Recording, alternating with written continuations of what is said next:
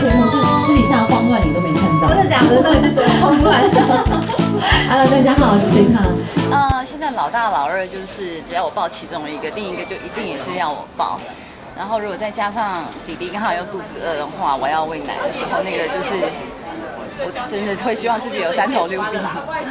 那这样子他们争宠会不会吵架，或者是？会啊，绝对会吵架。像今天我要出门前的时候，两个就在为了可不可爱这件事情吵架，因为哥哥不喜欢妹妹去他的房间，所以妹妹跑来他的房间。那时候我在帮哥哥换衣服，哥哥就说妹妹你不可爱，然后妹妹就说我可爱啊，然后哥哥说你不可爱，妹妹说我可爱，然后哥哥继续说没有你不可爱，妹妹说你不可爱，然后他爸爸就进来了，说一句。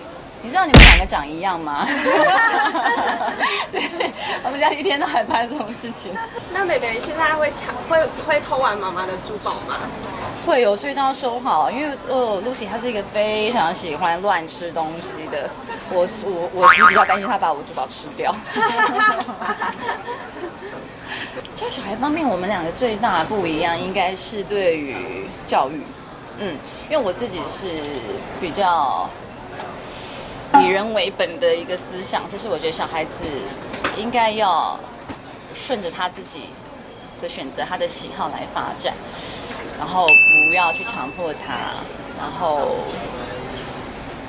打骂是更是不要的。但是我先生他会比较是觉得小孩如果你不去适度的逼他，他可能不知道自己能做到哪里，他甚至没有办法碰触他自己的极限，那就会很可惜。如果他明明做得到，但你不去逼他，他可能就这样就错过了自己的隐藏的才华。所以在这个方面，我们会有一点点的起见，但是本来就是这就是婚姻跟家庭，我觉得他就是要不断的磨合，不断的沟通之哦。像哥哥的话，他就非常喜欢音乐，他对音乐很敏感，他的音感非常好，然后节奏感也非常好，所以我们就是有一直在让他尝试各种不同的乐器，看他最后他会喜欢哪一个比较多这样子。那妹妹的话，目前没有，妹妹3分钟热度，每一样东西3分钟热度，所以他这个人的那个喜好很难抓。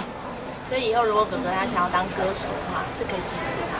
可以啊，他爸应该会最开心，因为他爸没有完成的梦想就是当一个摇滚歌手。